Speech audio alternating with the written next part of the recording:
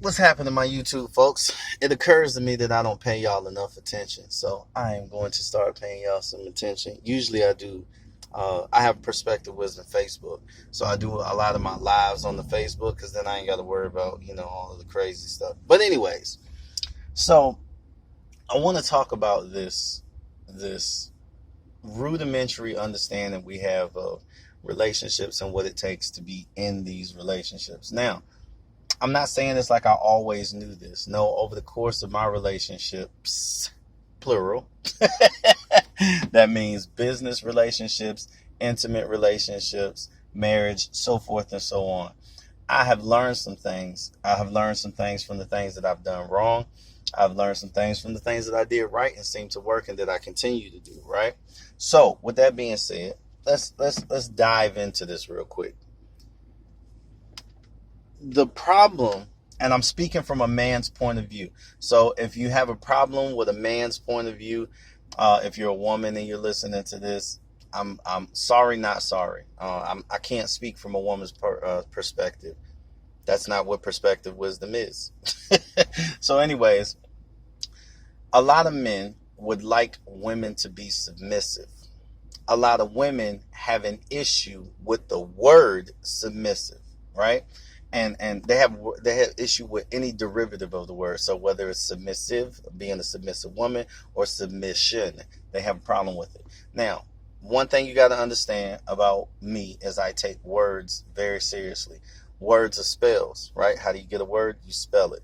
So when you're putting together sentences, when you're putting together paragraphs, so forth and so on, these are spells that you're locking people under. And depending on what type of contract you sign, you're subject to the words that are in that contract, and you sign yourself up under them.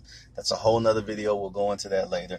But just understand that that's how I govern my life, my choices, my thoughts, things of that nature.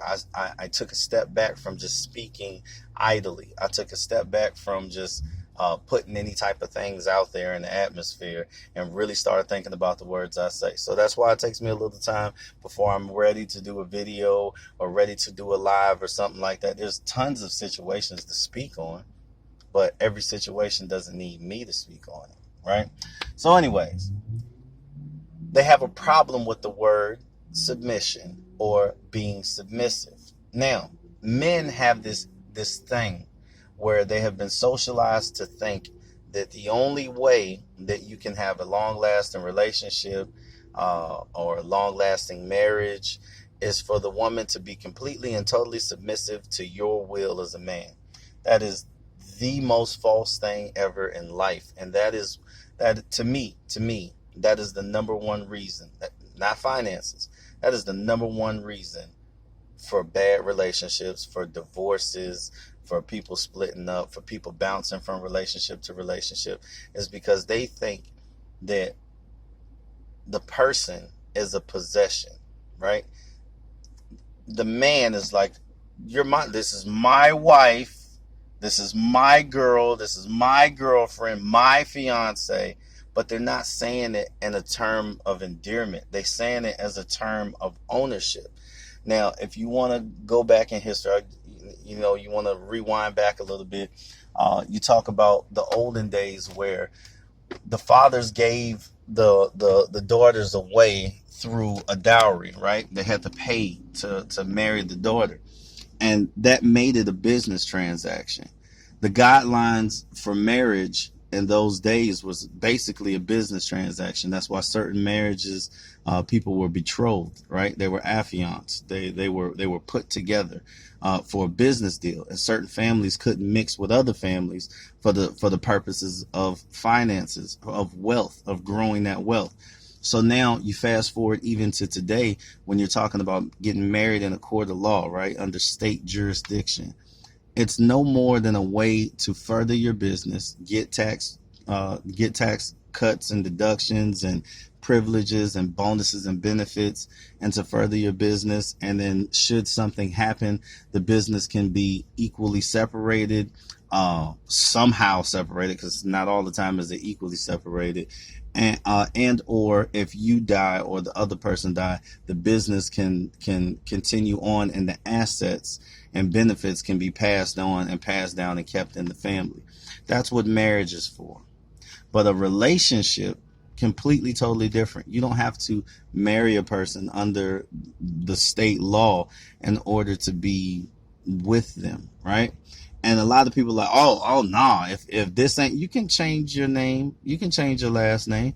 There are all types of documents and contracts that you can do if that's what you want. If you want your name to be changed, if you want to be half and half on the deed to the house, or half and half on the business ownership, there's all types of contracts that are ironclad that can be signed by lawyers and notaries and get this thing legally binded, so that you can pass the business through the family and have the same name.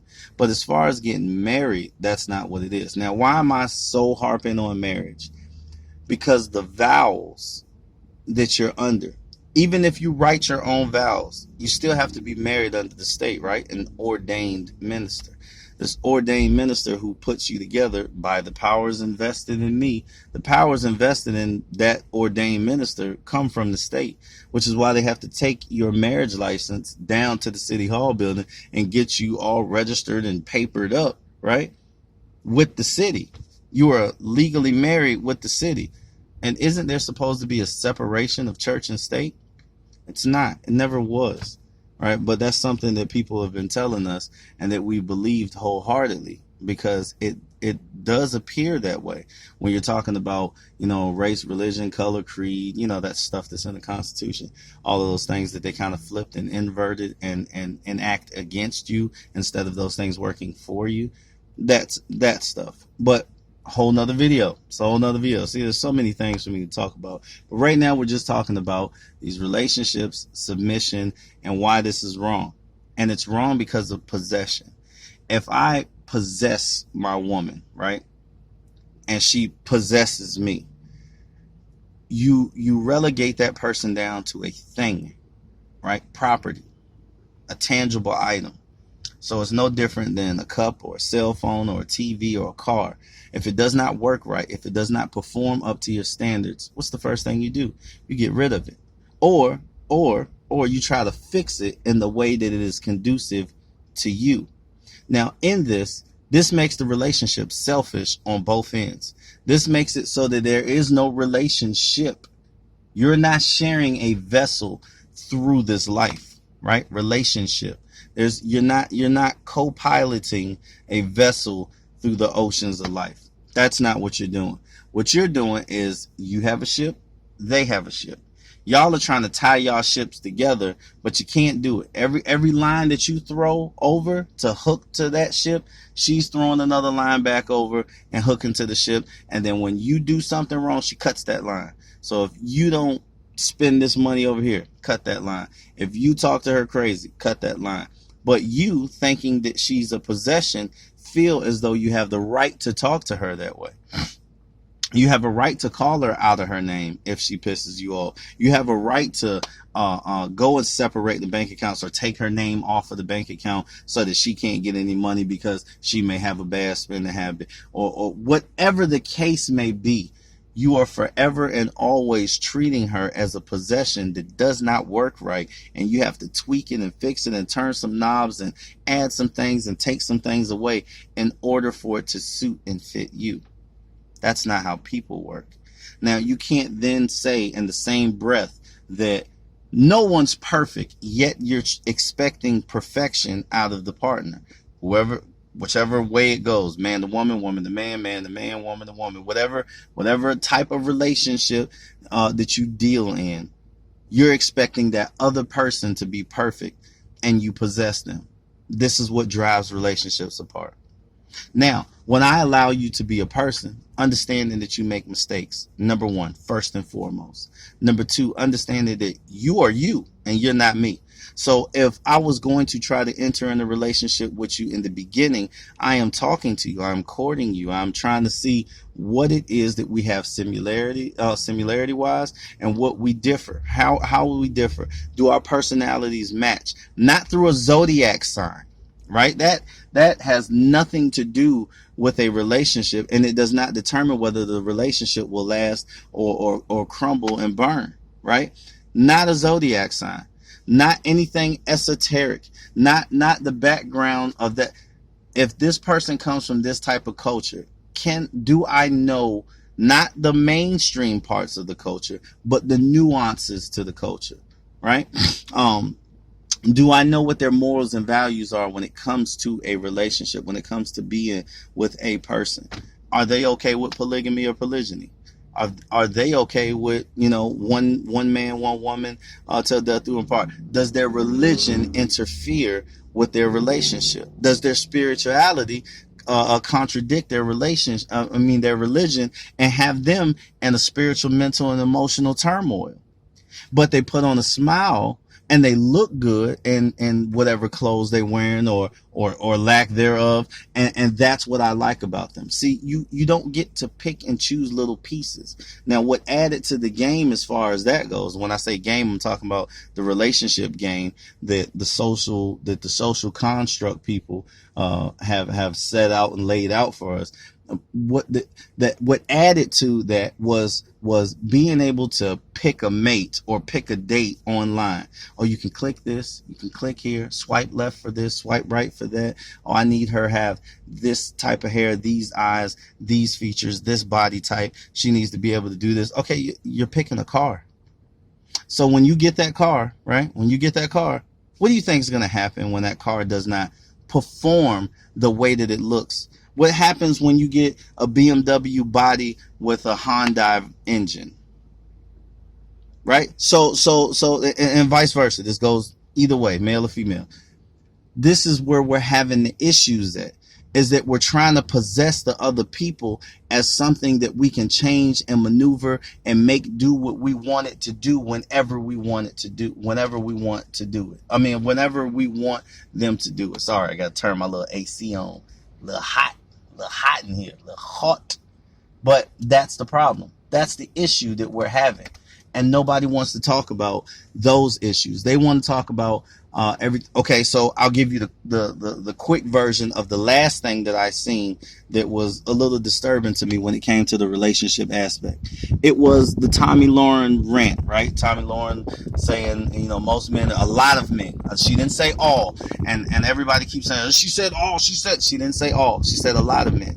A lot of men are trash. A lot of men are childish. A lot of men are boyish. A lot of men are just bad men because me and my friends. Now, yes, there's a whole bunch of mistakes in what she said. There's a whole bunch of terrible things that she said. But let me tell you what the biggest issue is that she focused so much on the physical appearance, because in this society, right, the way we're socialized is that for women, their measure of currency is their beauty. So you don't even know who the woman is, men, right? They're measured because you're focused on what they look like aesthetically. And if they're aesthetically pleasing, then you try to go the extra mile just to be with them. But you don't want to be with them. You don't want to be with them. You want to be with them. Right? For all of the outside people. And for the women, for the men's currency is our success. It's our car and our house and our business and our career, not job. How much money do we have? How much money can we generate? That's what we're judged by as far as relationship goes. Furthermore, showing you that from the time that you are able to date to marriage and long-term relationships, it's always about the possessiveness or the possessive nature of mankind. It's never about spirit to spirit, soul to soul, emotions to emotions. So if you're emotionally tied to someone, that's where the relationship needs to be, not aesthetically pleasing. Aesthetically pleasing is for other things, right? That's for later on down the road. That should be some of the 9th and 10th things that you're pursuing in that woman or that man that you're trying to be in a relationship with. Because understand that long-lasting relationships, right? What are ships? Ships are giant. They go across oceans. They take time.